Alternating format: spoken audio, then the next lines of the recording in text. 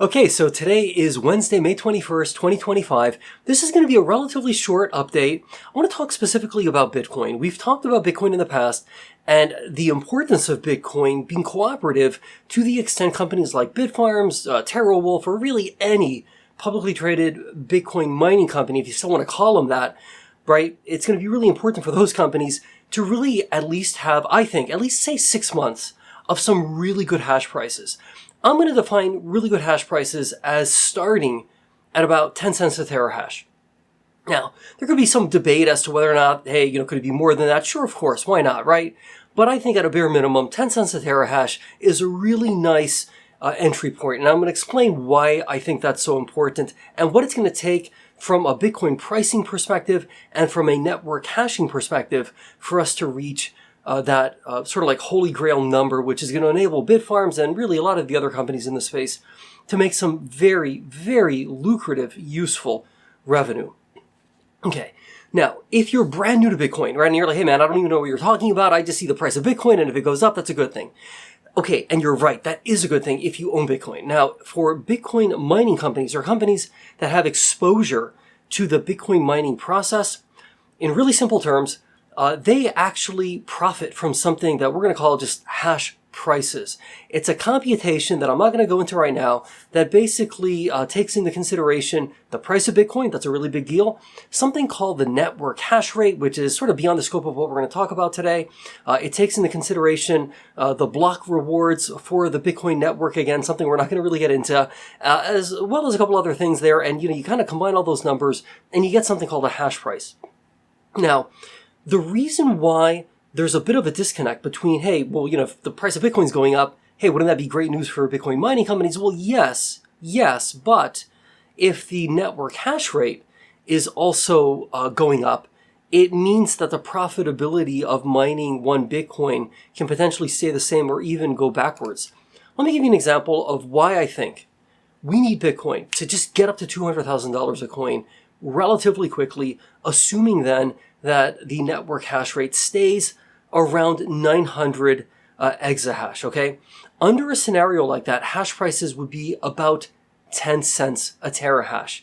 Now, for a company like Bitfarms, if my math is correct, and I know that there's an issue in Argentina, I know we're not going to get into that right now, but let's say the company has around 21 exahash of Bitcoin mining capacity, just to keep the math easy. So 10% of 21 million hashes, if you want to call it that, right, would be $2.1 million a day. So in other words, to keep it simple, Bitfarms has the potential to be banking $2.1 million a day if hash prices were at 10 cents. Now, inevitably, we start to see the price of Bitcoin really go up. You are going to start to see the network hash rate increase, right? Because more Bitcoin mining machines are likely to come online. And so you're going to have a little bit of that gravitational pull on hash prices as a result of the fact that the Bitcoin network hash rate is also then going to be increasing. However, if Bitcoin, all right, say for a span of about, say like 6 months or so, you had a situation where, hey, Bitcoin really jumps up to about $200,000 a coin. Hey, the network hash rate is around 900 exahash. Let's assume over that 6-month period, you see the price of Bitcoin slowly but surely keep rising to about, let's just call it roughly, say, $275,000 per coin. Comparably, or sort of like simultaneously, you have the Bitcoin network hash rate within that 6-month period of time slowly but surely incrementally go up to about, say, 1,200 exahash. Okay? Believe it or not, like the hash price would stay about the same. It would be about 10 cents. So in a scenario like that, if you had 180 days, all right, just 6 months, right, where a company like Bitfarms, I'm just going to pick on Bitfarms, but you could do this math with any publicly traded, Bitcoin mining company or company that has exposure to Bitcoin mining economics, okay? Basically, over that 6-month period of time, right, $2.1 million a day multiplied by about 180 days, if my math is correct, I'm going to refer to a Post-it note because I don't want to get this wrong. Yeah, about $378 million in just bankable, useful, lucrative revenue that Bitfarms can generate just from Bitcoin mining economics, setting aside any potential deals for HPC AI at Panther Creek. Hey, that's a really useful amount of money. Okay. So when we talk about Bitcoin, right, and we ask ourselves, are we going to see a material bull run in the price of Bitcoin? Well, today we saw Bitcoin top off at about 109,000, then it retreated back to, I think, about 106,000. Look without getting into a larger macroeconomic conversation, the United States is kind of like a bankrupt country. And I don't mean that in the moral sense, right? Like morally bankrupt. I mean, economically, man, it's like in a tough spot, right? A really tough spot. You finally had the third of the three major rating agencies a couple of days ago, just lower the U.S., credit score, so to speak, by one notch, which, hey, the United States still has great credit, so to speak. But man, you just look at the numbers, the budget deficits, the amount of debt, it's like an ugly picture. And I'm a very patriotic, proud American in many, many ways, right? It's like, but man, if you love something, you gotta sometimes diagnose it, right? With the illness that it has, right? You can't just say, oh, let's just kind of paper over it and pretend it doesn't exist, put a Band-Aid over it. You gotta, say what it is. Hey, look, this country has a lot of debt. And so, there's a lot of fiscal problems that are beyond the scope of today's conversation. I think that potentially plays into, Bitcoin serving as a safe haven asset, as opposed to a high risk tech stock, which it kind of trades as, for a variety of reasons. And I'll tell you something, as we see macroeconomic factors, not just in the United States, but a lot of other countries too. I mean, let's keep it real, okay? It's not just the United States that has a lot of budgetary issues. A lot of other countries do too, right? But from the perspective of what we see in U.S. financial markets, which have a tendency to have a spillover effect on other financial markets, we're starting to see in the United States a situation where long-term yields, right, are rising.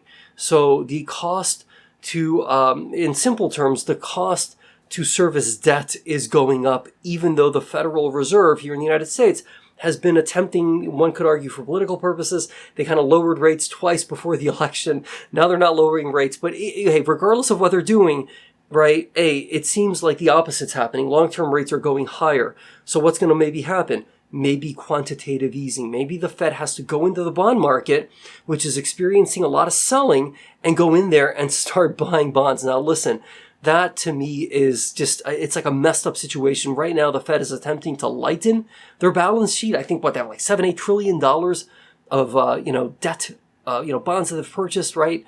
Treasuries, whatever else on their balance sheet. They're trying to actually let that stuff just roll off. Because otherwise, man, if you have debt monetization, if I'm quoting former Federal Reserve Chairman Ben Bernanke correctly, that's something that banana fucking republics do. Right, and we're not a banana republic, as much as I love bananas, you know what I mean?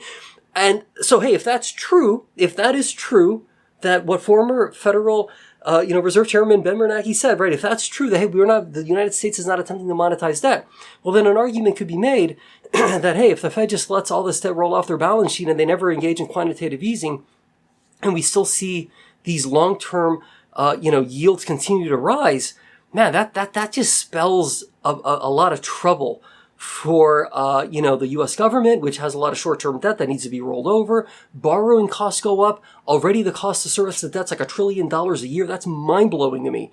I try not to think about it too much, but it's mind-blowing. $1 trillion a year just on interest on the debt.